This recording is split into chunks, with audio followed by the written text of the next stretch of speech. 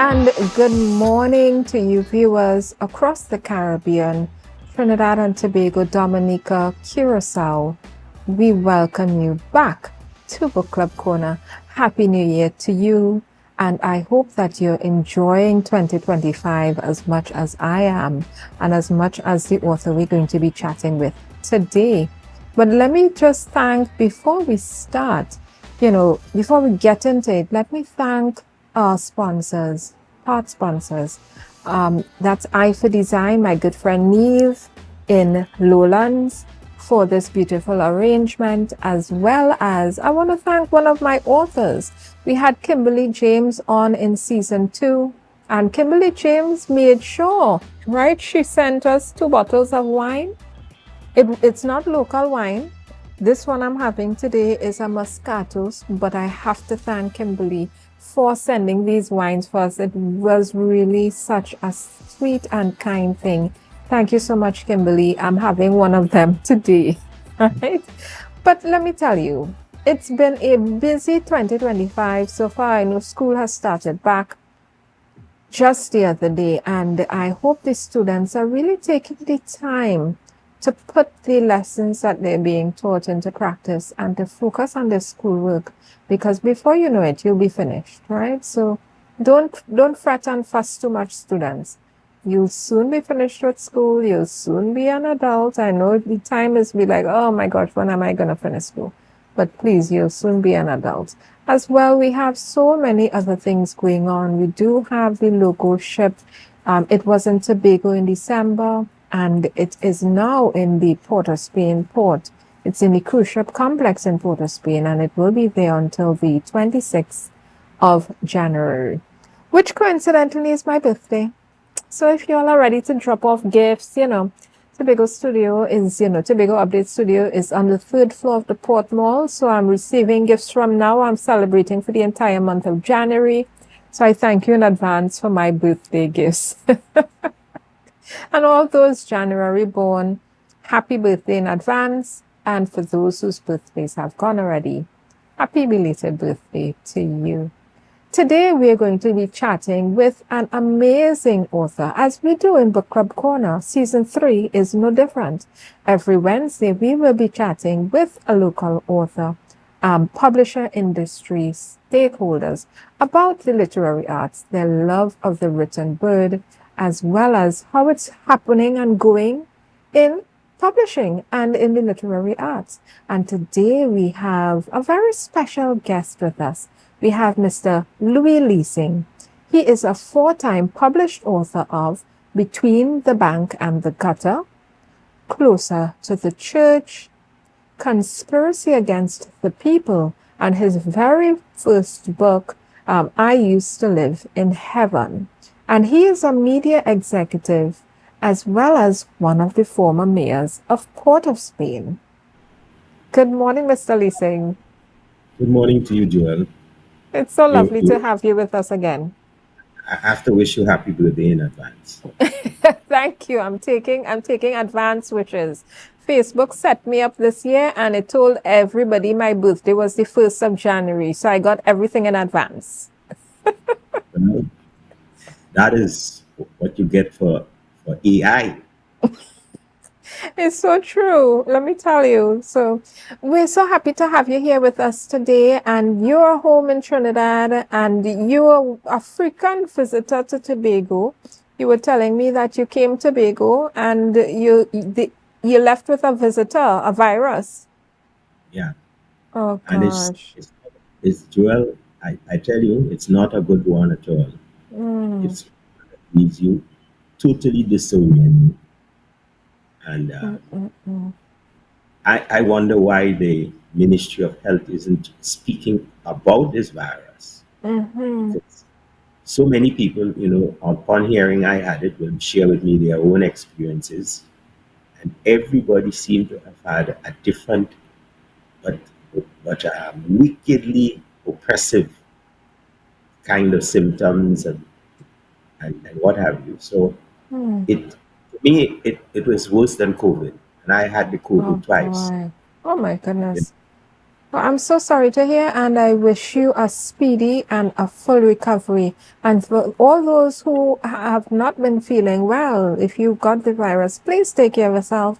Try your best. I know there's only so much you can do, but make sure you get your vitamin C's, make sure you're well hydrated. And like Mr. Leasing was telling me, he does not drink alcohol anymore. So maybe you should cut out alcohol until, those who aren't feeling well, do like Mr. Leasing and cut out alcohol until you're feeling good, right? But for me, I am feeling quite well. So I'm having some Moscato, which was sent to me, Mr. Leasing, by one of the authors I interviewed in season 2. And this is a dry white wine. So we're going to have some of this today. If you want to find out more about those, I call them the commercial wines because we support local here. If you want to find out more about the commercial wines, you go in the supermarket and take down the label, right? We only discuss local wines, right? But I'm telling you, this one is good. Mr. Lee saying we're going on a quick break. But when we come back, I want us to talk about how you got into writing, right? Your journey with authorship and what you think authors may need to help them get into writing. People, we're going on a quick break. Get your snacks, get your drink, and get in front of that TV. Put up your foot, relax yourself. We'll be right back.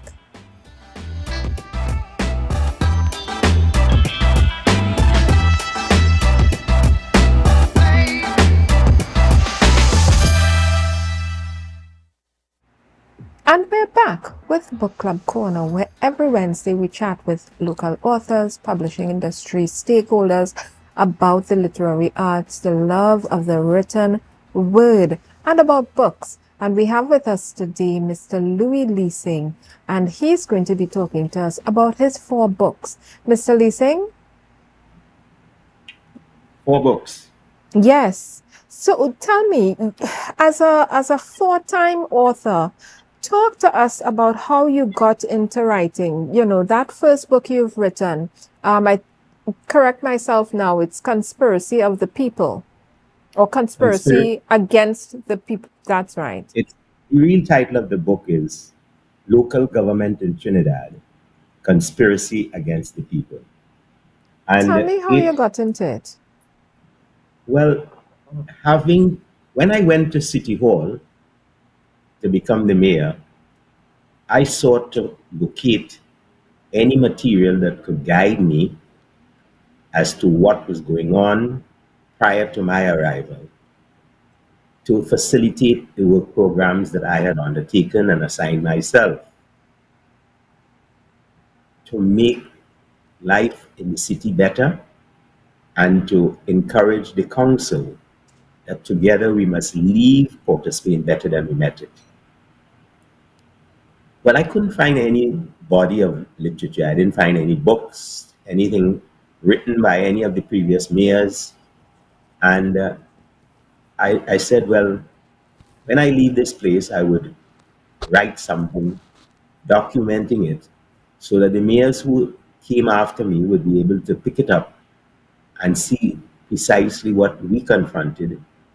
And I couldn't write all of it because some of the things, would have brought tears to others. And that's what I did. So at the end of the tour of duty, I wrote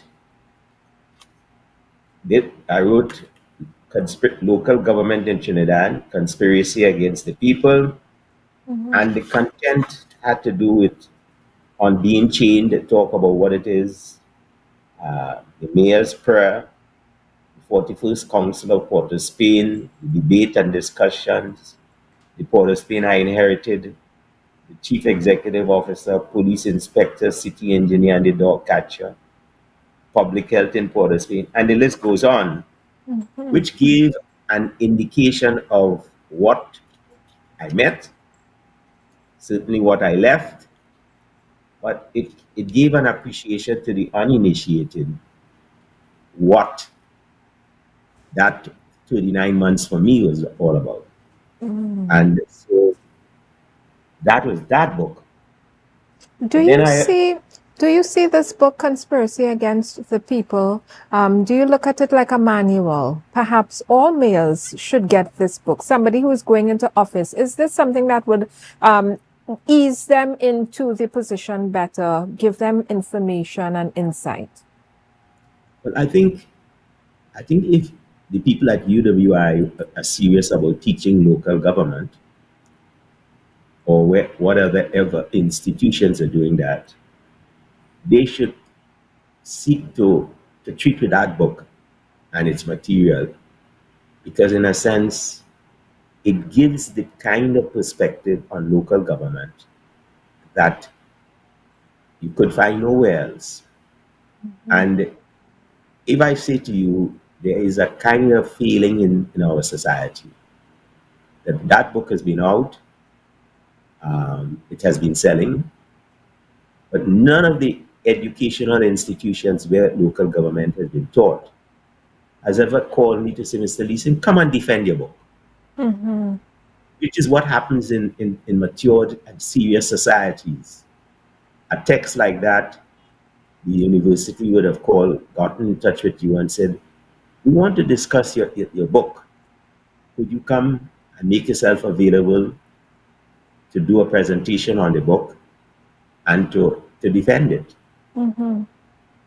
That You know, is not that is not which happening. Yeah, and I'm hearing from you that you're very invested in making sure that those who come after understand what the role is about and are able to function well. So I think you'd be a perfect person to incorporate into some kind of civics training, right? Local government civics training, what's happening on the local level, because most of what we know or hear about is on the parliamentary level, but there's so much happening in terms of local governments, even for each borough, each community, each city. And I think that is something that we really, really should be paying attention to. You know, everybody wants to get into the parliament to represent an area, but what about the local government level? And, you know, just, And and yeah. the truth told,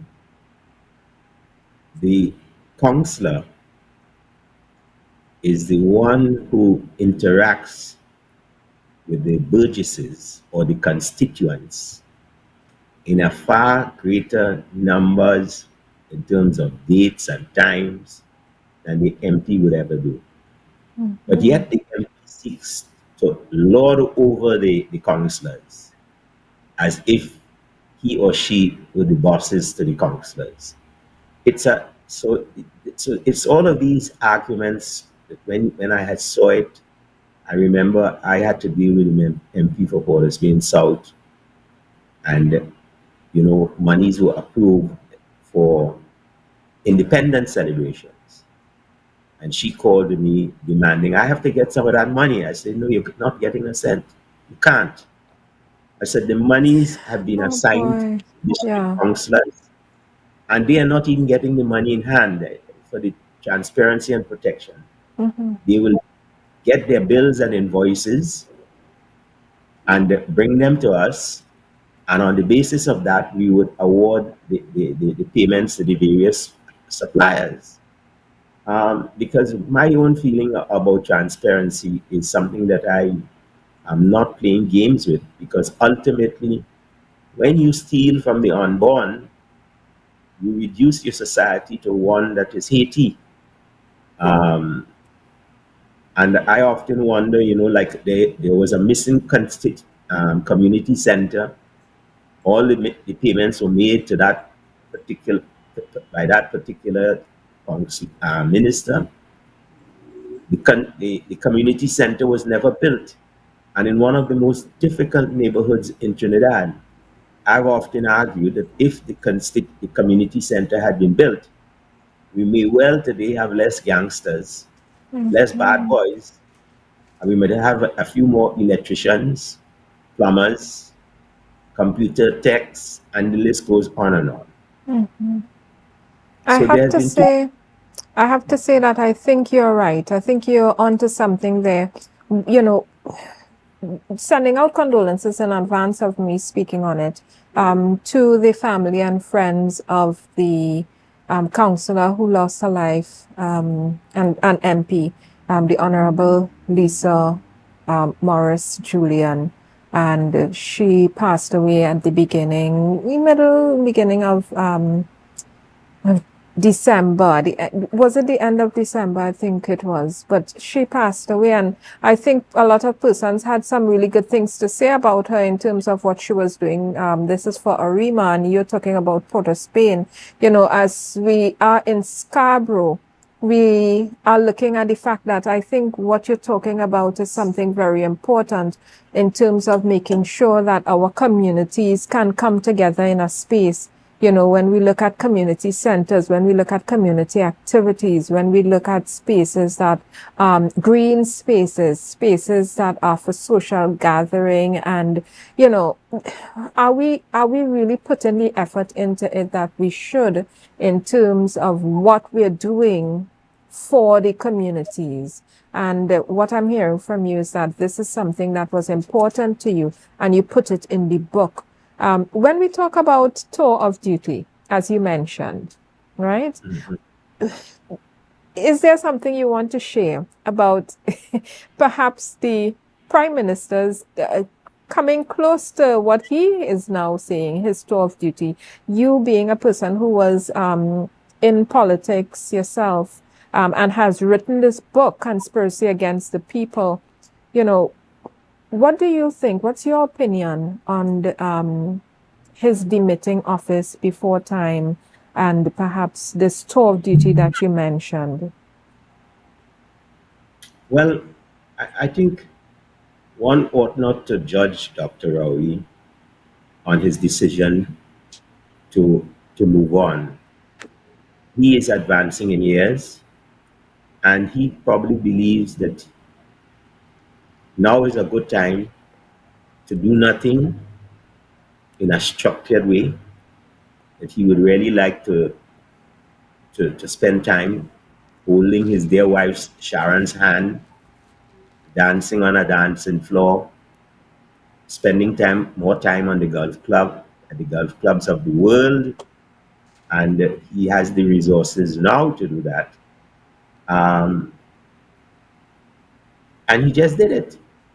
Now, as to whether the government should be taking, parliamentarians should be taking a pay increase at a time when the public servants are being told, I'm giving you 4%, but we take it to 49%. That is not Mm, acceptable to me. But I don't want anybody to believe I'm a prude, but I simply believe in justice. mhm, And if the people down below could only get 4%, and you really need to get an increase, don't go as high as 40%. If you mhm. want to take a 20%, take a 20%, because a 20% is still a leap. Yes. Um, but you asked about Dr. Rowley, and I think we should not grudge him his decision to move on. I think he feels at this time he's had a long time in that parliament. And believe you me, the responsibilities and the discipline associated with preparation and participation in the parliament is not an easy assignment. And maybe that is why so many people fail at it, because it Mhm, requires stick to itiveness, an understanding of the law, an understanding of parliamentary rules. And my feeling is that nobody is really teaching that to the people who are coming in. mhm, And I certainly can say without fear of contradiction that there was a time the PNM had party school and had preparation committees for this kind of thing. But that seemed to be long gone now. And so people are going in there and have to work their butts off. And so we need to recognize it is not an easy assignment, and that people should be compensated just as anybody else is being compensated when they work at Tech, mhm, TST, the magistracy, wherever. The parliamentarians are in fact underpaid, and often overworked. And I will It add is, local government as well. well, the local government is another scandal. Oh In dear. fact, I think local government should be given, not a, I think they should be given the same increase like Dr. Rao. Hmm. Hmm. Well, this is a Mr. Lee saying, would you be willing to start a civic school? Would you be willing to start some kind of, sign me up for a class in civics with Mr. Louis Lee Singh as a webinar session and a few courses? Is that something that you're looking to head into? No, no. Why? I think you'd be perfect. I'm just putting it out there. I have no doubt I would make a good contribution. But at this time, I feel like Dr. Rowley, I want to, I hope my knees heal better Yes. soon and that I could return to the golf course. I haven't been there for about a month or two, three. I want to go back out and take a swing. Mm-hmm. Normally, I would have been playing football. I played football until my 67th year, Ooh, and but it affected my knees. yes. I stopped football 15 years earlier. I would perhaps have now a very good girl swing and both knees functioning. Well, listen, when we talk about, this book of yours, it's Conspiracy Against the People, about, this tour of duty in terms of your time in office, I can't help but think about the conversations that younger persons have about older persons not wanting to let go and, hand over what you learn, train the younger generation coming up, make sure they're tooled up, and to graciously and gracefully, head to greener pastures where, you can relax and enjoy life a bit more. And I would say that if anything is to be learned from this early resignation, because he's demitting office, that's what he's saying, he's demitting office early, is that, when the time comes, you should be comfortable and happy to move on to something as age progresses, and let perhaps the younger generation who you have trained, we don't want the information to be lost. We want the information to be shared like you shared in your book, Conspiracy Against the People. Do you think Dr. Rowley is thinking of writing another book? Because he already has a memoir, I think it is. I couldn't say. I Dr. Rowley is a person I really can't speak for at all. I've not had a conversation with him, I would say, since 2012. Mm-hmm. Yeah. Well, I would think it's a, Our is a perfect thing to do. paths have not crossed even to say hello. Oh, okay. Well, I'm putting it out there, Dr. Rowley. If you watch Book Club Corner, I'm putting it out there. We're looking for your second book to be coming out during your retirement years, and we would love to chat with you about your first book. Mr. Lee Singh, we're going on a quick break, and when we come back, we are heading into your other books, right? I Used to Live in Heaven, as well as Closer to the Church, and your final book so far, right? Between the Bank and the Gutter, Exploring Homelessness. We're going to be back in a few minutes. We have some really important things to discuss with you as we chat with Mr. Lee Singh about his books.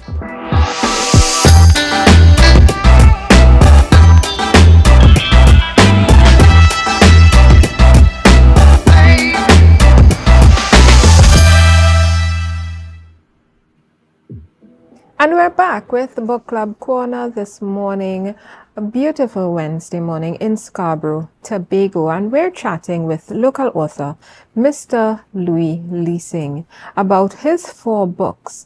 Mr. Lee Singh, Yeah. listen, the first part of this conversation with you about this book, Conspiracy About the People, I had to stop because there was so much to talk about and pull out. But I want to get into this other book you have. I used to live in heaven.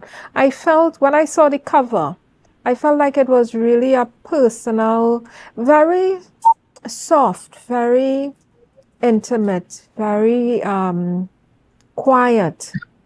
Tell us about your inspiration for this book and about how this book is doing. Well, I think it's still selling, not as much as it should be. Um, I used to live in heaven. The really title of the book is I Used to Live in Heaven, Letters to My Granddaughters. As you know, I have five granddaughters. And to me, that is perhaps where the world is, what they're doing and their comforts and their happiness and their future is of paramount importance to me. Mhm. And it, I chose to do this book so that they would understand when they come into womanhood what Trinidad was like, the mistakes Trinidad made. You know, like people believe the murder thing is a new thing. The murder thing has been with us for a long time. Um, and to tell some of my own personal experiences as a public servant, what are the errors that we made as a society. So I talked about squandered inheritances, and I drew references that are real. I talked about people. There is a particular chapter in this book called "Tale of Two Thieves," in which I juxtaposed um, my father catching a thief, he be, and having captured the thief, who was stealing from a hut store, uh, two apartments up the street. He handed over the thief to the police. The police charged the man, took him to court, and the man went to prison. Mm. Now, that was then. So you skip and you advance the clock to my time now. And I was chairman of the NLCB, and we recognized that something was amiss. $37 million or so had been misappropriated. Uh, we followed the money, we found the money. I brought in Robert Lindquist there. They recognized the forensic accountant. And when the report was presented to the chairman of the Integrity Commission, and it was presented to the then DPP, who is now a judge, Mr. Henderson, Mhm. nothing ever happened. Wow. Let me say to you, so to make the point clear, I wrote, and Mr. Henderson replied as follows. And this is dated September 23rd, 2008. Mr. Louis Lee Singh, Chairman at NLCB. Dear Mr. Singh, re-NLCB conduct of former member board members of NLCB. Reference is made to your correspondence dated December 14, 2007. I wish to also acknowledge receipt of the memorandum of findings submitted relative to the affairs of the National Lotteries Control Board. I have reviewed what can only be described as a disturbing report. Ex facie, the memorandum of findings merits the conduct of a full criminal investigation into the affairs of the then management of National Lotteries Control Board, GTEC, Flex Avita, and Platinum Resources Limited. In the above mentioned circumstances, I have submitted a copy of the Memorandum of Findings to the Assistant Commissioner of Police, Anti-Corruption Investigation Bureau for further investigations. Yours sincerely, Jeffrey K. Henderson, Director of Public Prosecutions. Now, that I put this in the, I printed the letter in the appendix so that people can see for themselves what was written at Taylor 2Ts. And I'm saying to you, what is clear to me is that things have not gotten better, they've gotten worse. And we therefore have to find ways and means to treat with the things that now confront us. How do you feel, or what's your idea about how your granddaughters, we always talk about girl dads, right? But we never talk about girl granddads. How, as a grandfather to these girls, are you looking at society and what we're leaving for the next generation? You know, are we leaving a space that they can feel happy about, comfortable in, and feel like there is the rule of law? You know, as you say, the tale of two thieves. Is this a space where persons are justly punished? There is restitution, there is justice happening in our No, no, space no. in Trinidad and Tobago? Trinidad is not that society. That is the society that we may have started off pursuing. But along the way, those that led us were not prepared to take the hard decisions that would have discouraged everybody from engaging in kleptomania behavior. I'm afraid, and in this book, I give you all of that, you know. Like when I talk about the squandered inheritances, you know, you understand what it is all about. But I want to say to you, in this book, it is not just the hard things like Taylor to tease, you know, because I've spent some time telling my granddaughters.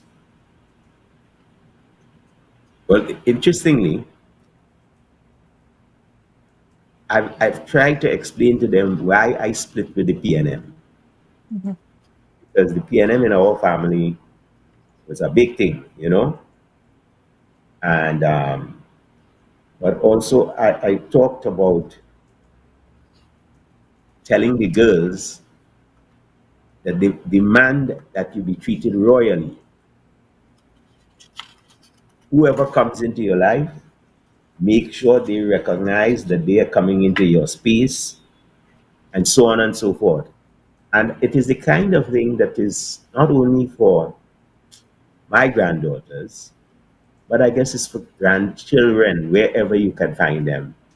Because I would also, if I had grandsons, I would also tell them, demand that you be treated royal. Don't get into a relationship with a woman to be a slave, but understand that what relationships ought to be about and things like that. Yeah. I love that. You know, as as a daddy's girl as I was, you know, I think this book that you have, I Used to Live in Heaven, which is, you know, your legacy to your granddaughters. I think it's such a needed piece of literature in terms of a legacy, in terms of something that your grandchildren can read and, you know, pass on to their children and their children's children. And I think all families, all parents and grandparents kind of do that in a way, but I like that you have an actual book. It's something special between dads and their daughters, granddads and their daughters.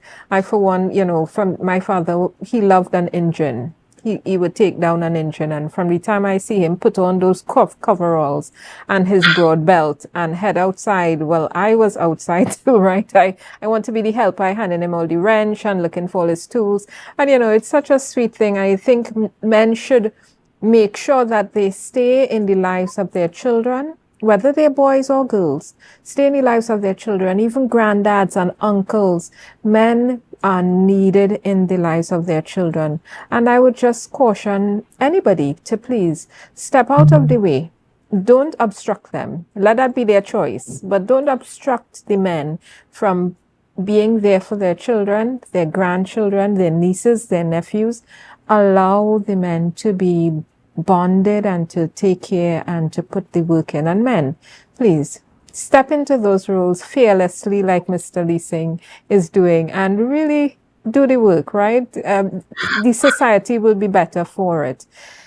Are you seeing any of your granddaughters stepping into your shoes, Mr. Lee Singh, as a media executive or even into politics? Are they interested in what, in some of the shoes that you have? I hope they stay away from politics. And I I hope they have understand. intelligence to pursue careers, to do them well. And it's an ongoing debate I have with my second granddaughter. Um, I keep somebody put in her head that she should be a pilot.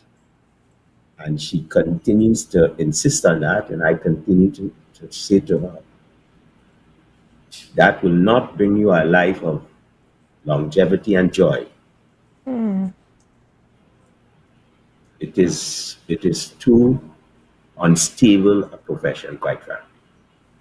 And I, who had spent 10 years in the airline business, understand that well.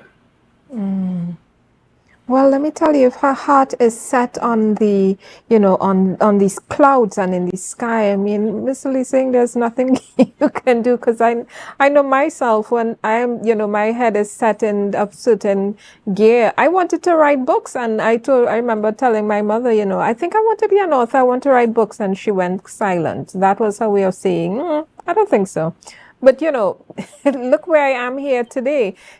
Sometimes your heart is just where it is, Mr. Lee Singh, and I know you want to protect her, and, that's And I say, worthwhile as well. and I say to you that while that may be so, Yeah. I have a responsibility. You know the thing about older and wiser, Yeah. Yeah. and every argument you can advance why you should be a pilot, I will advance 10 arguments why you ought not to be a pilot. I love it. Wisdom of the ages we're having here today, people. And you're hearing straight from Mr. Lee Singh, letters to my granddaughters. I used to live in heaven. Mr. Lee Singh, we're going on a quick break, but when we come back, we're heading into some deep waters, exploring homelessness in Trinidad and Tobago. That space where a lot of persons don't want to look. We pass a lot of homeless people on the streets and we pretend we don't see them, right? And we're going to be getting into that and talking about your book, Between the Bank and the Gutter. We're going on a quick break, ladies and gentlemen, viewers, wherever you may be. Get your snacks, get your drinks. I know you eat all the snacks already, right? I know you drink out all your drink. Go and get it and come right back to us here on Book Club Corner.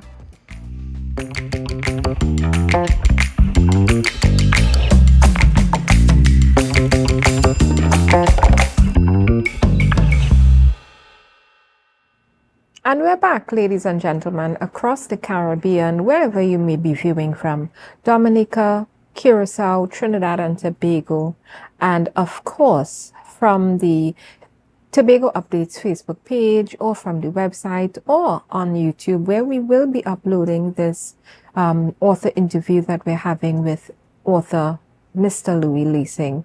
So wherever you may be viewing from, we want to thank you for being here with us again on Book Club Corner. Mr. Lee Singh, we were Talking about getting into this book, you have a launch, a book launch coming up next week. And tell us about this launch. Tell us about this book. Well, the launch, and I hope people put it in their minds because the public is invited. The launch will be held at the Little Carib Theatre, the corner of Roberts and White Streets in Port of Spain.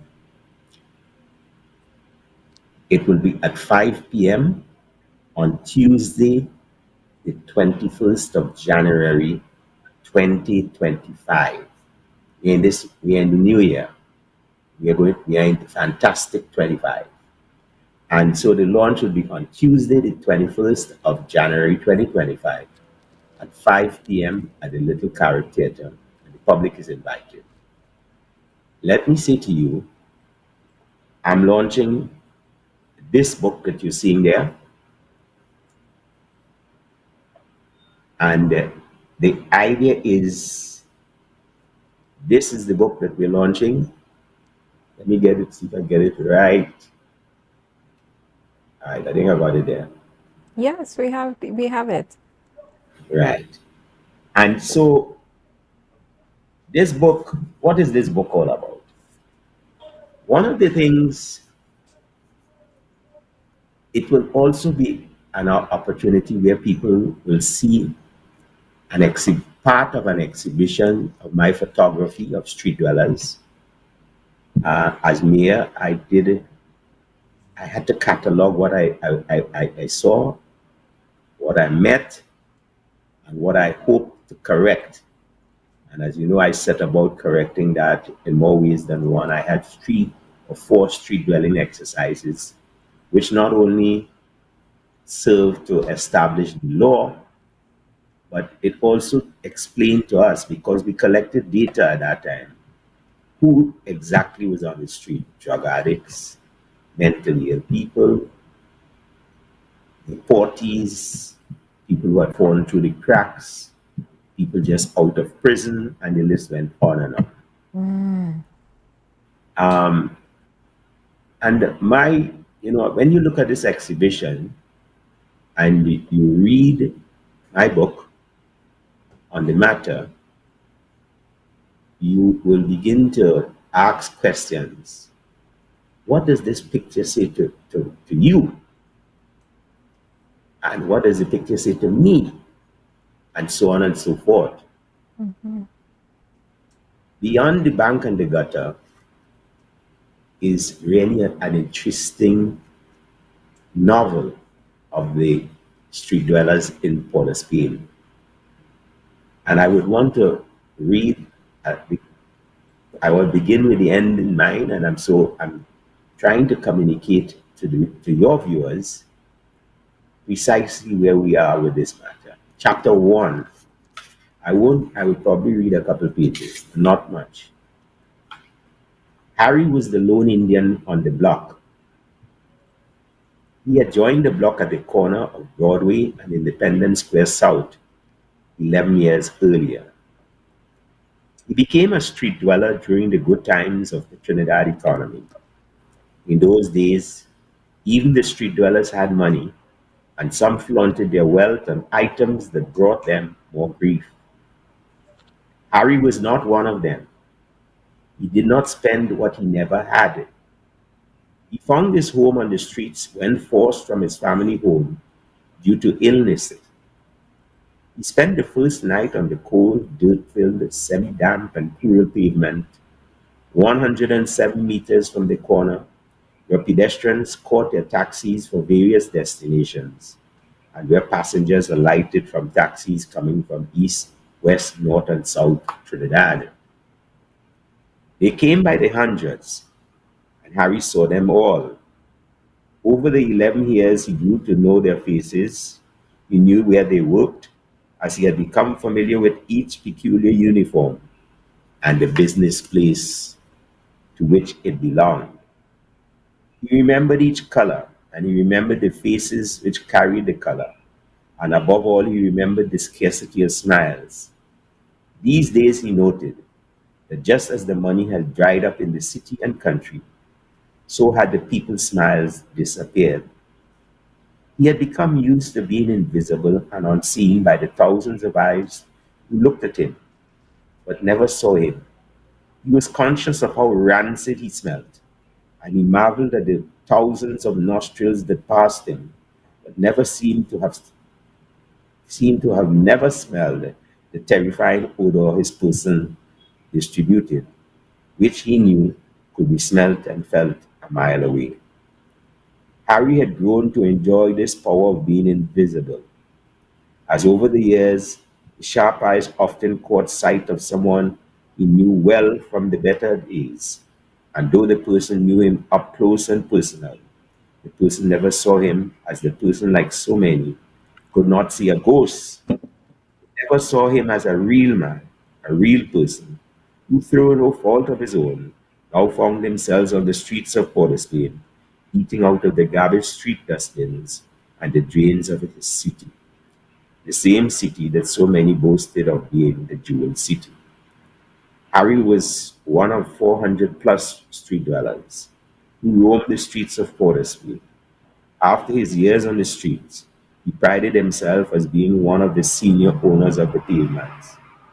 He called the pavements footpaths, and he took ownership of that small area of the footpath on Broadway West under the awnings of the Canadian Bank. He ensured that no one, regardless of size or demeanor, or any of the armor he and his band of street dwellers carried on their persons for self-defense against each other or the more heinous two-legged kind who roamed the streets of the city both day and night, but more so at night, preying on anyone they perceived to be weaker than themselves. He saw to it that no one took advantage of the man Harry. Harry carried his worldly possessions inside a used onion bag. The bag was of a loose fit and no doubt was constructed to keep the onions from spoiling during their long voyages to the Republic. He got the bag after having convinced a sister at the Roman Catholic shelter that he needed a bag to carry his things, as he described a used t shirt and three-quarter pair of pants, along with a hairbrush he had last used so long ago he could not remember. Among the contents of his bag were a pair of socks with a hole on the left big toe and an equally large hole on the heel of the other side of the pair of socks. Inside the onion bag, Harry also carried 2 loaves of hops bread.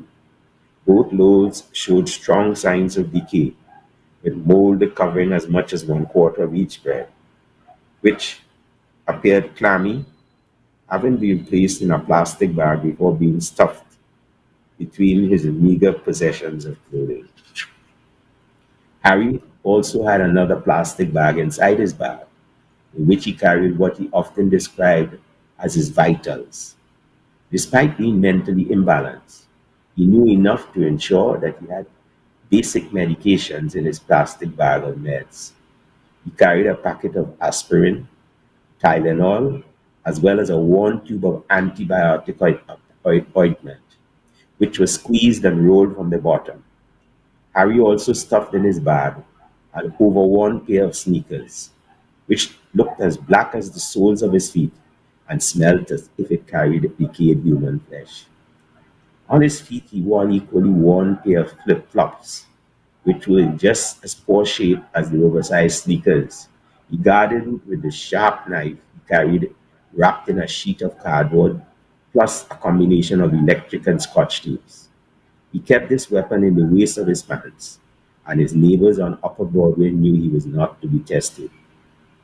During the early days of this spot, Harry was challenged by another street dweller who attempted to take away his plastic bag, in which he also kept a folded piece of leatherette fabric that was used as his mattress. When the attacker sought to deprive Harry of his most prized possession, he drew his blade and left the invader with only his right ear fully attached to his face. The attacker bolted, screaming, "Murder, murder, murder, murder." When he was finally attended to at the local health clinic, he presented his left ear in his left hand with it clinging by a thread to where it had once been fully attached. So that is part of the opening chapter of the book. So it it gives you a clear appreciation of the main protagonist in the book, Harry. Mr. Lee Sing, I love how you have a style of writing that for me is very unique. Most of the times when we read literature about homeless persons or about persons who may be having issues, it's usually from, how we're looking at them, how we're looking at the situation. But from your story, Harry, the homeless person, is looking at the housed, as they call it, right? The unhoused versus the housed. He's looking at the fact that they smile less. He's looking at the fact that, the money, as the economy is going down, so are their smiles. And he's looking at how they're operating and how they're moving about the city. And I think that's such a unique perspective in terms of how the homeless are seeing us, how the persons who are living on the streets, as you say, the street dwellers, how they see, the persons commuting and walking up and down in Scarborough, Port of Spain, whatever other city it may be. Why did you write it from that perspective in terms of how Harry saw the person, as an unhoused person, how he is seeing the persons traversing the city, going to work, coming from work, they in their smart uniforms, going about the place? How did you decide you wanted to write it from that perspective? It is, it is not just that. I sought to tell a story that nobody has an interest in. And I tell you, when I got to City Hall, I recognized that my predecessors had even less interest in the street dweller. I didn't just want to move street dwellers off the streets, but I wanted to ensure that corrective action would be taken to address the needs, wants, and benefits that should accrue to street dwellers. When you have a street dweller who's a drug addict and the city brings him before the courts for loitering on 4 occasions, the magistrate must be empowered by law to ask for a tracing, ask for a background file on this man, and on that fourth occasion, she should have the power to put that man in a compulsory drug rehabilitation program. That is not now available. Well, Mr. Lising, I'm seeing that you've personalized, and I really like that. You've personalized the homeless or the unhoused, right? The street dwellers. You've personalized them. You've given them personhood, and living on the streets, from what I'm But, seeing, tends to rob persons of that. but more than that, what I want to say to you is it more than that. Let me read a short synopsis of another chapter so that people get a sense that this is about the lives and times, and they will understand what it means to be who is on the street. You follow? Yes. Um,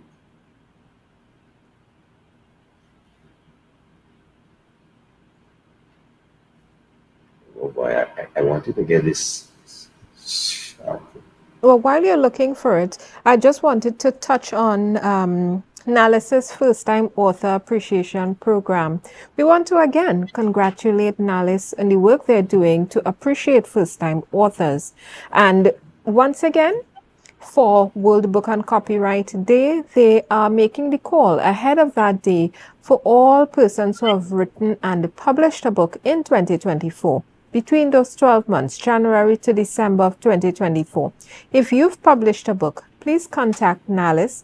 We have put on the Book Club Corner Facebook page the link with the form. So you can fill out the form and register for the Nalis's 16th First Time Authors Appreciation Program. They give you an award, they have a ceremony, your book is on display, they really make you feel special. And we want to make sure that all our authors out there who are first time authors in 2024 are aware of this program and get into it. Mr. Leasing, have you found the spot in your book that you wanted to bring us awareness to? No, no. But what I want to talk a little bit about, this book is dedicated to the employees of the Port of Spain Corporation. And it's right in the front of the book because people take people take the employees of the city for granted. And so I have dedicated to the employees of the Port of Spain Corporation who labor both day and night to keep the capital city clean and who are confronted with increased, if not daunting, workloads generated by droves of street dwellers. May you find peace with the knowledge that many who live and work in this city recognize and appreciate your contributions. So this book is dedicated to a group of people who never ever are given any recognition, and they are often very demotivated because of the cruel things that people say of them and treat with them. Um, but that's how life is, you know. Yes. Mr. Leasing, before we wrap up, I want you to tell the viewing public where they can find your book, how they can get this book to purchase, Between the Bank and the Gutter, where you explore homelessness in the city of Port of Spain. I think it's an important story, an important book for persons to have. Where can we get this book? In Trinidad, you can get it at paper-based bookshops, which is on Alcazar Street in Port of Spain. Then you can get it at Metropolitan Bookstore, which is on Arakita Avenue. You could get it at WESN Television, which is on 30A Gattaca Street. You can get it on Amazon, both in electronic and both Kindle and hard copy. Very So, good. so the reality is that everybody should be able to reach a copy of the book in easy stride, you know.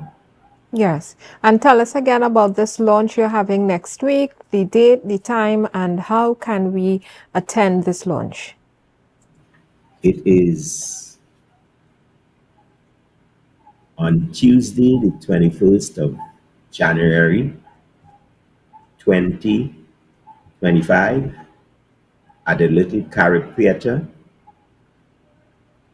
It begins promptly at 5 p.m. I suggest if you're coming, come a little earlier so that you can grasp some of the exhibition, a limited view of an exhibition I mounted on the rails of Woodford Square during the last 2 weeks of my term as mayor, which addressed the issue of street dwelling alone. I, I kept the photography, and I have pulled out perhaps about 15 pieces of 38 to illustrate to those who come that nothing has changed, really. Nothing has changed. One thing has changed, however, is Between the Bank and the Gutter. It would give people, this book gives people an idea not only of what is on the street, but along the way, I have put in very skillfully what can be done to fix the problems that confront us. And it's a story. I mean, I tell you, Harry was a victim of mental illness. Mm-hmm. He was a good father, a good brother, a good uncle, a good neighbor, and a master provider for his immediate and extended family. He had been forced to leave the warmth of his home to become just another number among the nation's 400 plus street dwellers. In this moving and riveting human interest story, Harry defies all odds, regains his sanity, and begins his study in law. He searches for lost love and defines the magazine. One second. Mm-hmm. Defines the magazine. Mrs. Leasing, Good. I love that this book you have is not just presenting a problem. It's presenting a problem, a solution, and giving hope. Because Harry rallies and gets back to a space where he is, as we say, a functional, contributing member again of society. And I really love that. Listen, we're out of time, Mr. Leasing, before they take off the lights and put me out of the studio, right? We're wrapping up. I want to thank you for being here with us today, Mr. Leasing, and talking about your books. The public is invited to this book launch next week. Well, not next week, the 21st of January at Little Carib Theatre for your book. And hopefully you'll be launching that book soon in Tobago and getting some copies here for us as well. We want to thank Your, our viewing public. Go ahead, Mr. Leasing. your wish is my command. So we just have to put it here. I love it. So thank you very much again, viewers. Thank you for being here with us on Book Club Corner, where every Wednesday we'll be chatting with an author. And don't miss your opportunity to be celebrated and to be appreciated by NALIS if you're a first-time author for 2024. And also don't miss out on that book launch on the 21st of January with Mr. Leasing's book, Between the Bank and the Gutter. And we'll see you next week, Wednesday, when we chat with yet another amazing local author. Don't miss out 11 a.m. on Wednesday on Book Club Corner. We'll see you next week.